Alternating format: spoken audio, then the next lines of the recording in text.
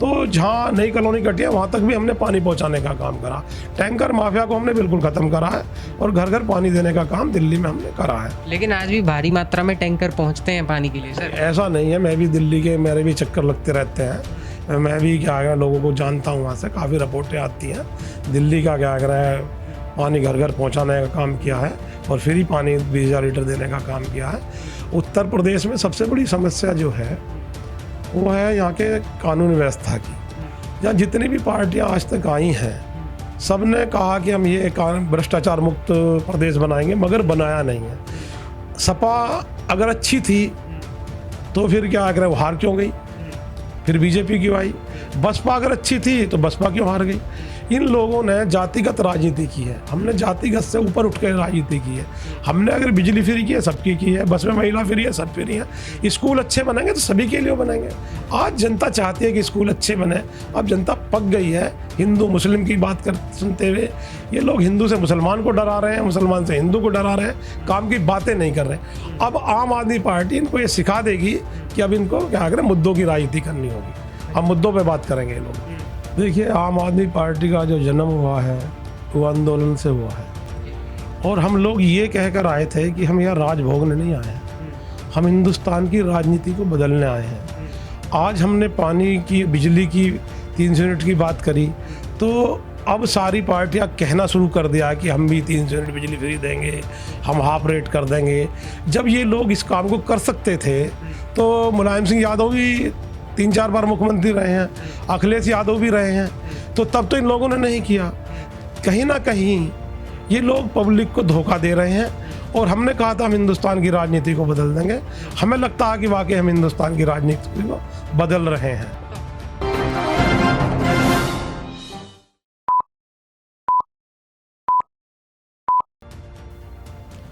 नमस्कार, मेरा नाम है उत्कर्ष गुप्ता और आप मेरे साथ देख रहे हैं क्राइम वीक न्यूज़। साक्षात्कार के एक खास एपिसोड में आज हम बात करने वाले हैं आम आदमी पार्टी के मुरादनगर सीट से प्रत्याशी महेश त्यागी जी से। इनसे बातचीत करेंगे और जानेंगे यूपी की राजनीति में 2022 में क्या कुछ बदलाव करने की आम आदमी पार्टी ने सोच रखा है और क्या कुछ नए बदलाव देखे जा सकते हैं और क्या इस बार के चुनावी संग्राम में आम आदमी पार्टी भी अपनी कोई अहम भूमिका निभा पाती है या नहीं। तो महेश त्यागी जी, आपका बहुत बहुत स्वागत है। अपना बेशकीमती समय हमारे साथ देने के लिए आपका बहुत बहुत शुक्रिया। मेरा सबसे पहला सवाल आपसे ये कि यूपी की जनता में क्या लगता है कि आम आदमी पार्टी आपको कितना किस नज़रिए से देखेगी और क्या कुछ उपलब्धियां आपको मिल सकती हैं?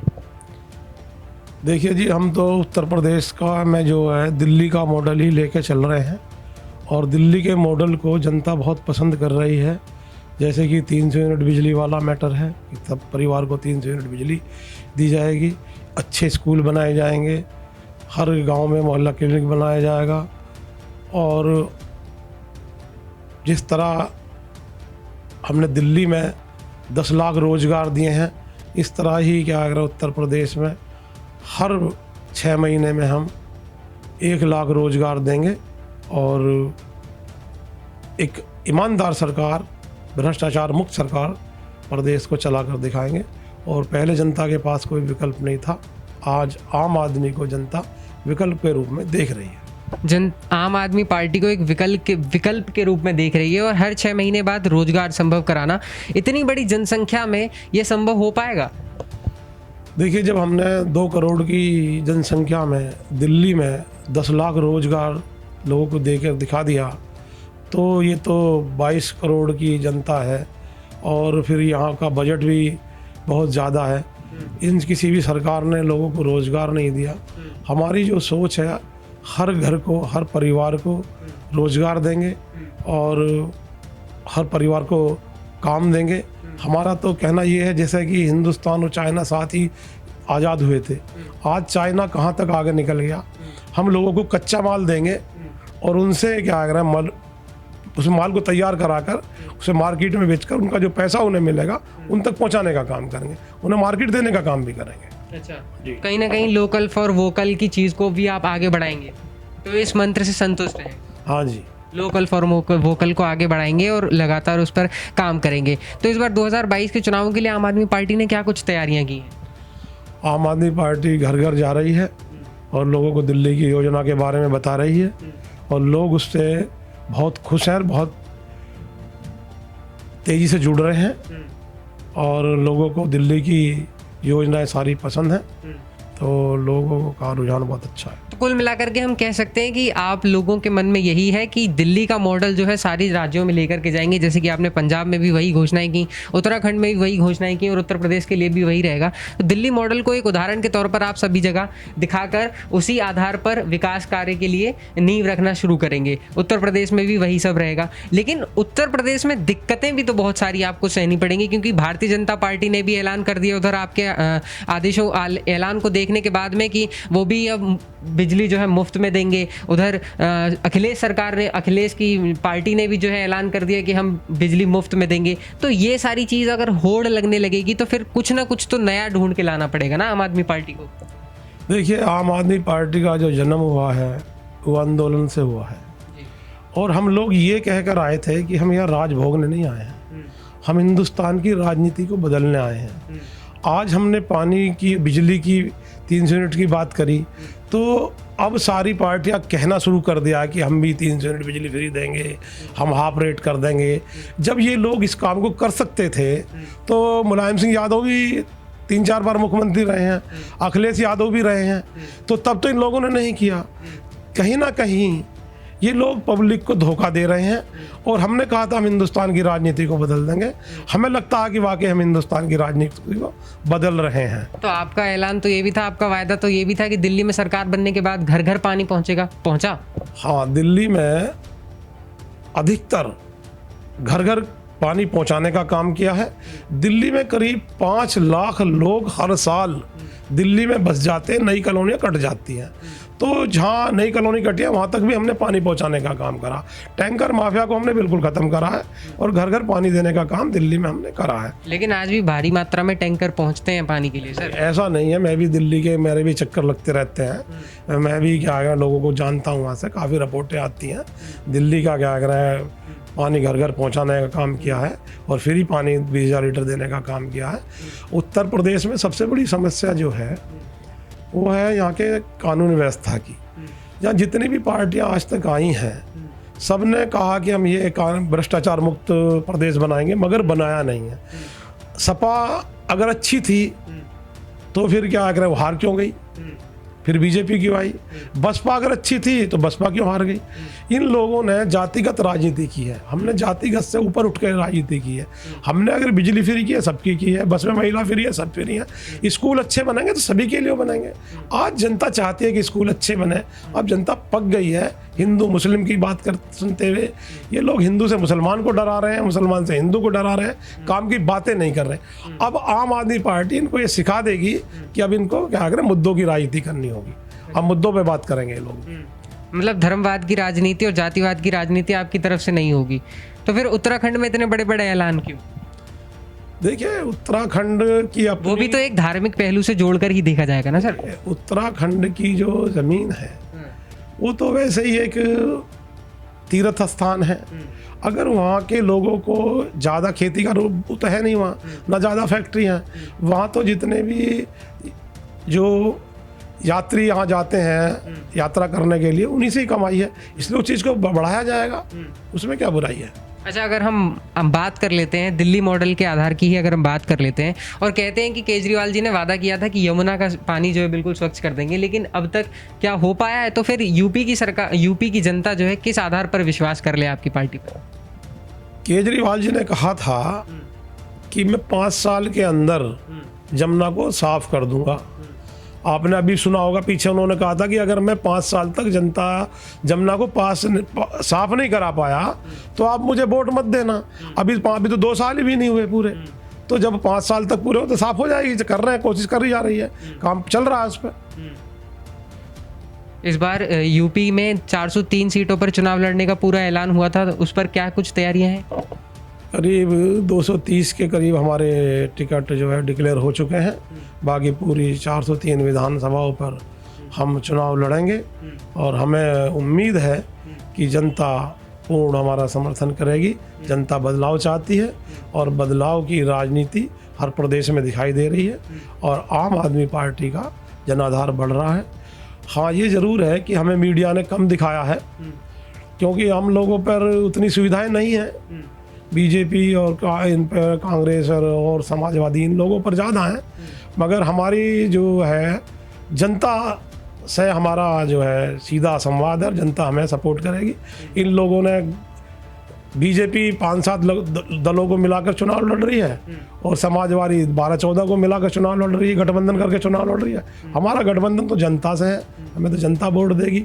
जितने भी गठबंधनों के लोग आपस में इस पार्टी से उस पार्टी में भाग के जा रहे हैं, ये जनता के लिए तो जा नहीं रहे हैं, ये अपने परिवार के लिए और अपने लिए ही भाग रहे हैं। समाज की दुहाई भी ये लोग गलती दे रहे हैं। आज तक किसी ने ये नहीं कहा किसी ने कि मेरे बेटे को टिकट मत दो, मेरे समाज के फलाना आदमी को टिकट दे दो।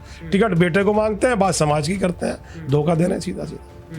मतलब धोखाधड़ी की राजनीति है ये पूर्ण रूप से आपकी तरफ से। अच्छा, दूसरा सवाल मैं ये पूछना चाहूँगा कि आम आदमी पार्टी अगर उत्तर प्रदेश में सरकार बना लेती है, युवाओं को रोजगार देगी, तो उसमें क्या कुछ मतलब सरकारी नौकरियां हैं या सिर्फ लोकल फॉर वोकल के लिए ही ज़्यादा रहेगा? जो देखो, जितनी भी सरकारी नौकरियां खाली पड़ी हैं उन सबको भरा जाएगा। जो स्कूल गाँवों में बने पड़े हैं, बिल्डिंग टूट रही हैं, उनको सही करा कर वहाँ टीचर रखे जाएंगे।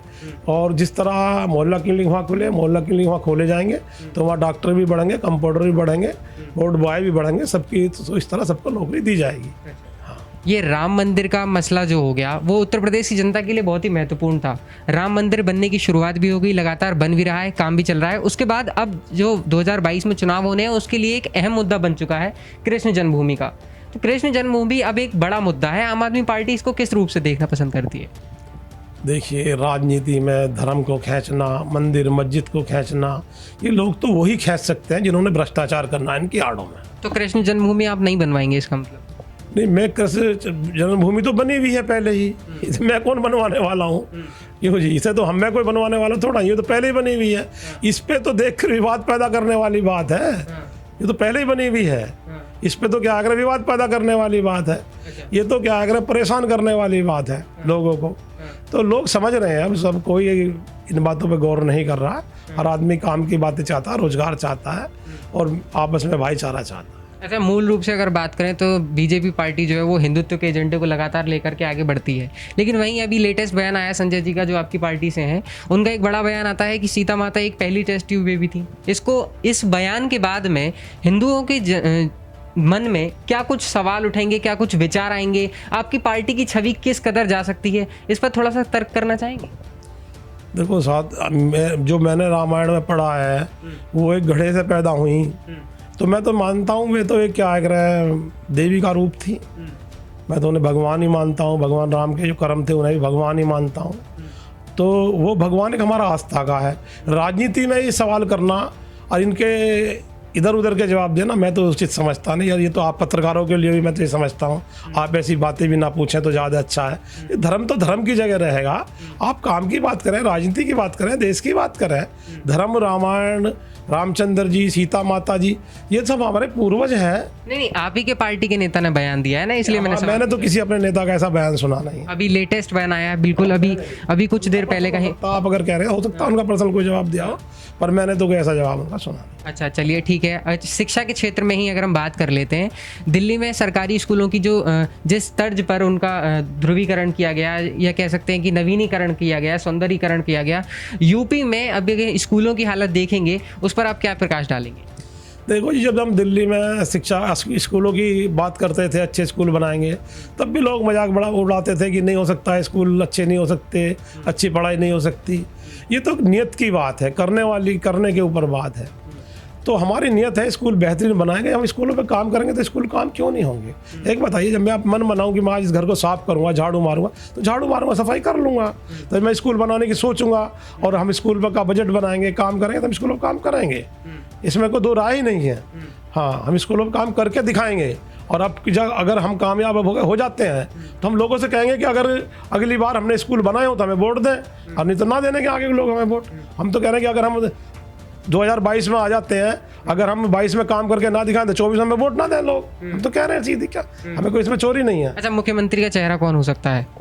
मुख्यमंत्री का चेहरा तो जब विधायक जीत का आएंगे तो वो तय करेंगे कौन मुख्यमंत्री का चेहरा होगा। मतलब अभी भी इस पर सामंजस्य बनाया नहीं है? एक बात सुनिए, अभी क्या पंजाब में भी हमारा तो जनता ही चुन के देगी। हम जनता से पूछेंगे कौन हमारा ये तो मुख्यमंत्री आप बने। पूछ ही रहे हैं कि हम तो अभी हम जब उत्तर प्रदेश में सीएम बनाने वाली बात आएगी तब भी जनता से पूछ लेंगे। अच्छा, हाँ, जनता से ही पूछेंगे, उसके बाद ही बनाएंगे, उसके बाद ही बनाएंगे। तो बहुत बहुत धन्यवाद। सवाल जवाब तो चलते ही रहते हैं, आगे सवाल तो जितने चाहें उतने पूछे जा सकते हैं। फिलहाल इस एपिसोड को यहीं पे ख़त्म करना चाहूँगा। महेश त्यागी जी, आपका बहुत बहुत धन्यवाद हमारे सवालों का जवाब देने के लिए।